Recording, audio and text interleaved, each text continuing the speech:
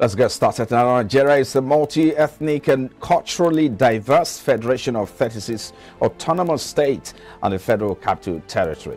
Presently, a lower middle income and Africa's largest economy and most populous country, Nigeria faces daunting development challenges. In spite of being the economic powerhouse of Africa, Nigeria has pockets of systemic and structural socio-economic vulnerabilities which require the fostering of economy-wide productive capacity and structural economic transformation.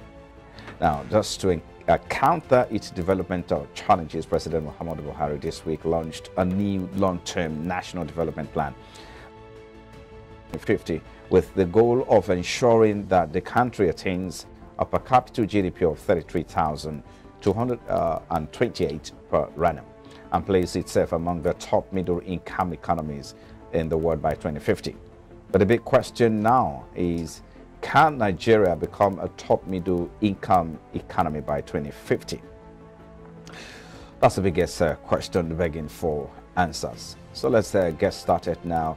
Macroeconomic analyst Olaide Baanu joins us virtually. Thank you for joining us. Good morning. It's good to see you again. Good morning, Frank. Thank you for having me once again. Okay.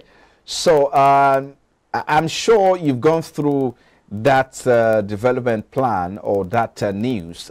So talk to us. How does the new economic development plan address Nigeria's current economic challenges, such as high inflation and unemployment rate? Maybe we should take it from there.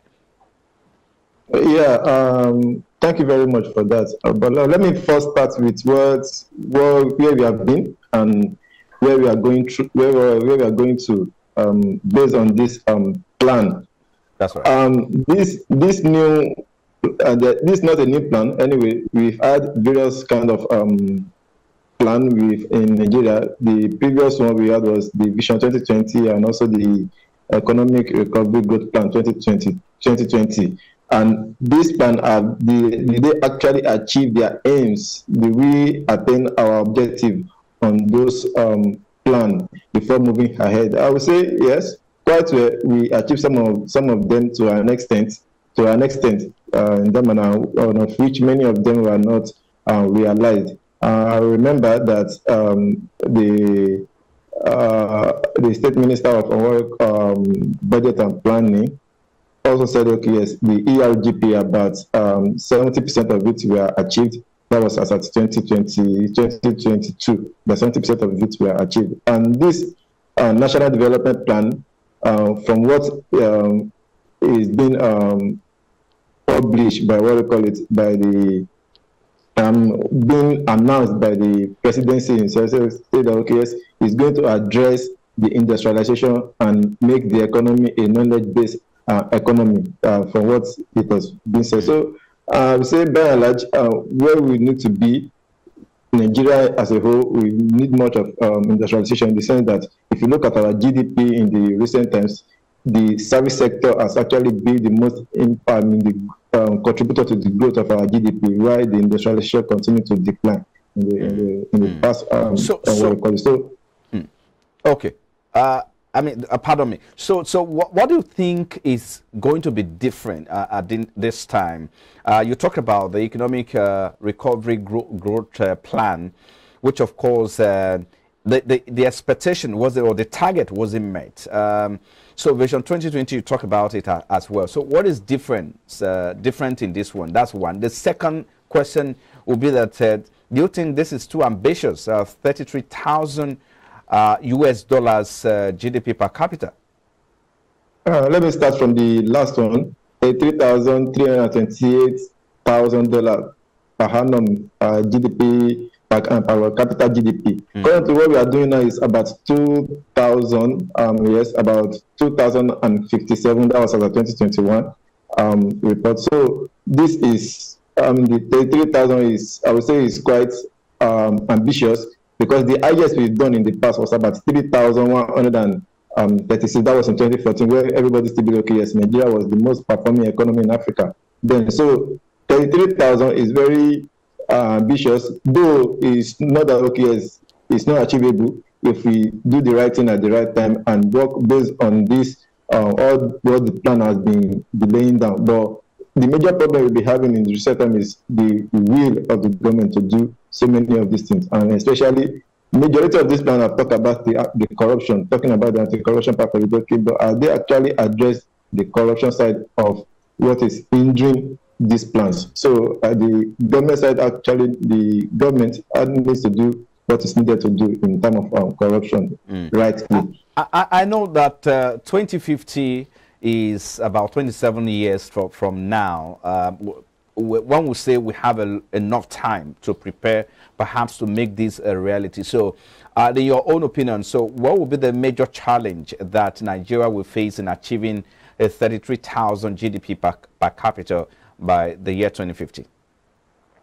The major challenge to say, okay, yes, good enough that this administration, this current administration, I mean, they've tried as much as their best to diversify the economy from the oil revenue. So the another important thing which this new plan is going to address is, okay, the industrialization, which needs to talk about the inflow, the FX inflow. And when that is being well addressed, then I will begin to talk about further development. And also, natural disaster, we can't, what we call it, we can't take that away. Something like drought, something like flooding, we can't take that away, which can affect probably the agricultural agenda we have in the plan. But it can be mitigated as much as minimum as possible. So, and another thing to it is that, okay, the revenue generation side of the government needs to be well widened. Apart from going for, as I said, is a major one, which is going to talk about the FX inflow, talk about the inflation side of it. And when everybody, I can't say everybody, when the Nigerians are happy, then they can say, okay, yes, we've attained majority part of this plan. For other analysts, they talked about the issue of corruption, which they say is the big issue, and it's why we're where we are now. So do you think we need to consider this as a big problem ahead of the 2050 if we must achieve this? Yes, we need to address it, and I would say is the number one thing we need to address if we need to achieve any kind of aim. 27 years down the line, I would say, okay, yes, we have enough time, but what is our plan based on this 2050 plan? What is our plan for the next year, next 2 years, next 3 years, year by year plan on it? Okay, yes, on this side we need to achieve this year, we need to achieve this year, so that we know that, okay, by the year 2030, 2040, we've know, okay, this is the percentage of the targets we've made so far. So this. Hello, Olaide, can you hear me? Well, maybe I should ask you, I mean, we've had quite a lot of, interventions in agri. We have also intervention in the tech sector as well, in the ICT sector. You have the Ministry of, Digital Economy. So a whole lot happened in the last 7 to 8 years of this administration, trying to meet up, especially with the economic recovery growth plan of the Buhari administration. So in your own opinion, so let's talk about sectors of the Nigerian economy that are expected to drive these growth under the new plan. Are you there, Baanu? Yeah, I'm with you. The major sector, as I said earlier, is the industrialization. Though this current government tries as much as possible based on the economic recovery growth plan, they talk about the infrastructure, talk about the transportation infrastructure, so to say, which they tried actually, they tried their best.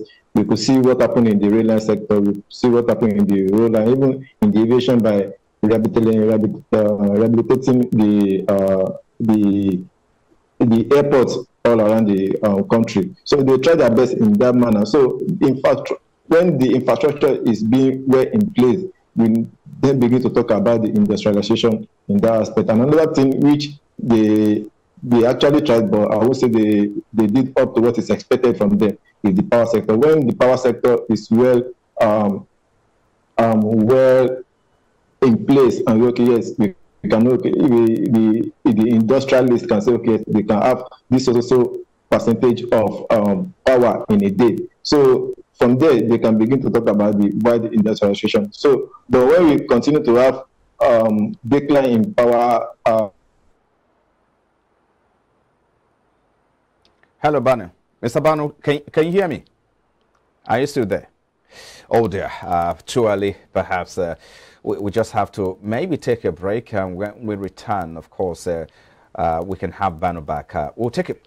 Okay, are you there? Yeah, I'm with you. Okay.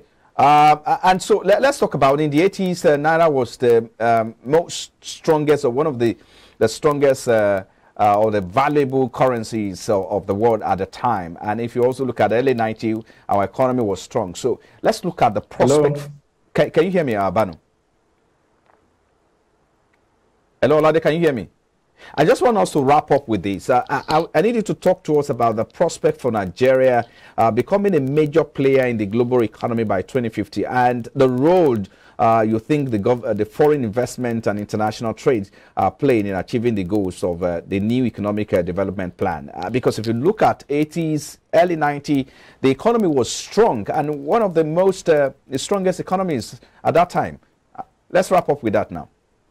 Sorry, I can't get the question clearly. Oh, okay. I was asking you to talk to us about the prospect of Nigeria becoming a major, player in the global economy, and of course the role international foreign investors can play to put us on that stage.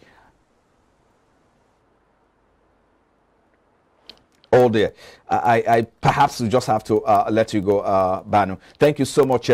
Olaide Baanu is a macroeconomic analyst. Thank you for your time. We'll have to let you go there.